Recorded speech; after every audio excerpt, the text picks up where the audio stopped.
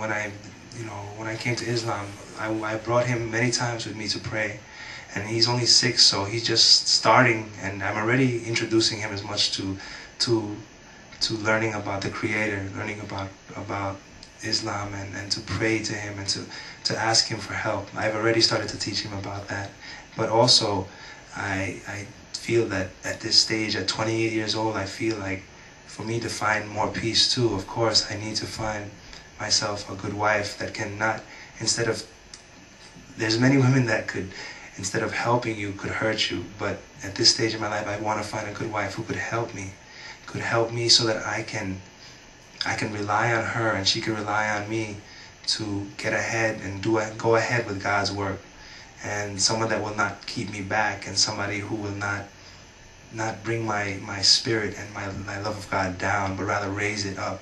And between two of us, if we both love God, then it can only grow. And inshallah, God will give us many beautiful children so that we can also teach them as well about Allah. What about the mother of your boy? Is anything you can do with her?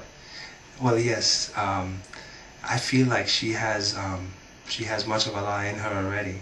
She took a class. Well, when I was with her, I often spoke with her about Islam. And she took a course in her school about it, and I talk to her a lot now. I give her books, I give her videos to watch, and she watches them sometimes. So I don't know if she's ready yet, but I think that maybe in time that she'll be ready to accept the truth. Maybe it might take a few months or a year, but I keep talking to her, and I feel that she does understand.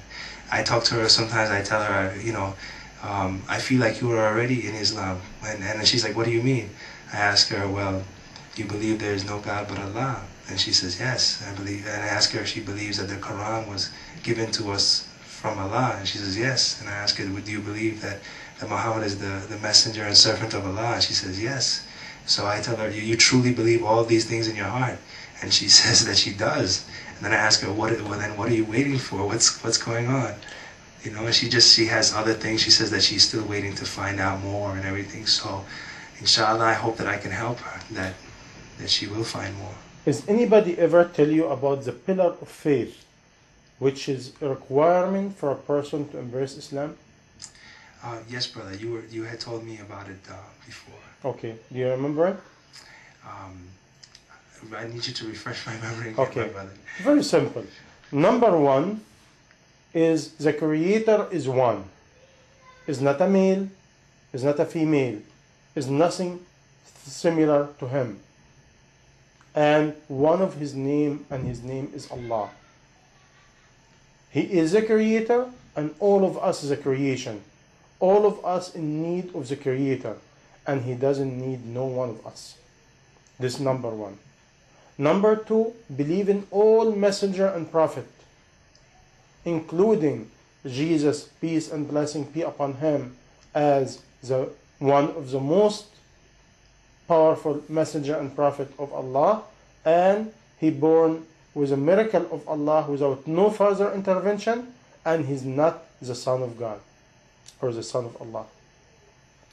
And we believe in the last prophet, Muhammad, peace and blessing be upon him, and we believe in all of them. We believe in all the books, the one revealed by the Almighty, the only one, the Creator, Allah. We believe in the Day of Judgment. We believe in paradise and hellfire. We believe in the angels. We believe in life after death. We believe of the Judgment Day, and everybody is responsible of his own action. And we believe of destiny, good and bad. This you call it the 6th or the 7th pillar of faith. Don't ever forget that. Why? Anybody, I go to them step by step, because the majority of people actually is a Muslim and they do not know. The majority of people just say, I'm a Christian or a Catholic or even a Jew or whatever, just because they want to belong to something. But they're not studying, they're not searching, they're just hanging there. But the heart is empty. By this way, what they have really, they have Islam inside, hidden. It's almost like a tiny dot hidden inside. It needs somebody to clean it and show it up and shine it and put it in the right path. And that's it. And the majority of people like that. The majority of people is very simple. By this way, you do not need to go through a lot of complication. Just the basic. And once you go the basic, the rest is very open. Right. Thank you, brother.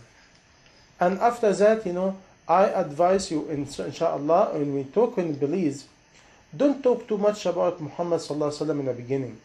Wait until they believe in the message by itself, even without word Quran. After that, show them this is the message of the Creator. Is anything you want to add? Well, I want to just add one message that my brother keeps reminding me of. He says that he knows I'm new to Islam, and he says that there's many things that I have to learn. My brother Khalid, he's the Egyptian brother that first started teaching me a lot about when I first came into the masjid.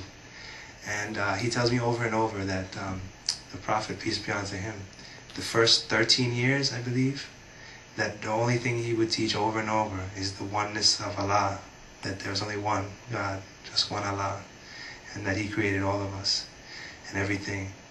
And he told me that if it took them 13 years to learn that he knows that right now we have many other things that Allah has given us to learn as well. So as long as we have that, that's the first step, and then the rest is beautiful, and the rest we'll learn, So I feel very happy when my brother tells me that. Sure. Now let me ask you a question. Now you're raising a beautiful topic and a beautiful question. If this is a one message, this brother give it to you, okay? Now, how I can do that? Do you know how? Well, I love to hear you explain it to me, brother. Very simple, which a lot of people miss it. What happened is the Creator is one. To really know the oneness of God, the oneness of the Creator, you have to know Him first. Before you know anything, even before you know His regulation, you have to know Him. You have to really establish this connection. The love, the fear, the respect,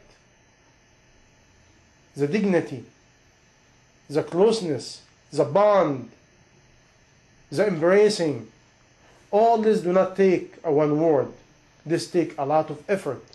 And this effort, the easiest way and the shortest way is to get the most beautiful name of Allah, the attribute of Allah. And start, not study it as study it, more than start comprehend it inside your heart and call Allah with it. For example, when He tell you, I'm the provider, you have to feel it deep down. He is the provider, is not me. He is the light. I seek light by Him. He is the powerful.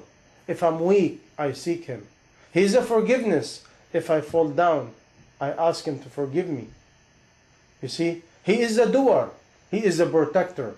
He is the guider. He is the wise. By this way, any quality you're looking for, you will find He is the owner of all the quality. By this way, if I'm missing any quality, which all of us missing everything, but Allah subhanahu wa ta'ala, He tells us, come to me, I am the owner of all quality. I will give you whatever you're missing.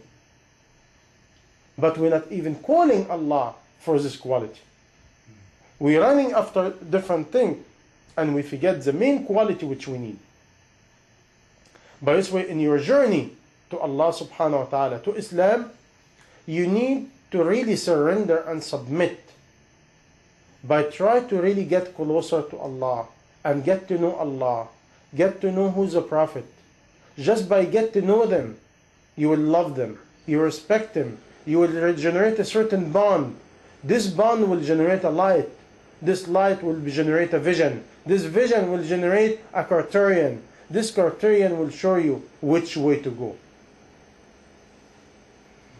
Don't ever forget that the most beautiful name of Allah is the core of everything, because it is the juice of the whole thing. Because what is it? It's the quality, it's the attribute. Alhamdulillah. Anything else coming in your heart? Well, brother, just that I'm very happy. I'm happy that Allah has given me His light, and I want to live with that light and for that light. I want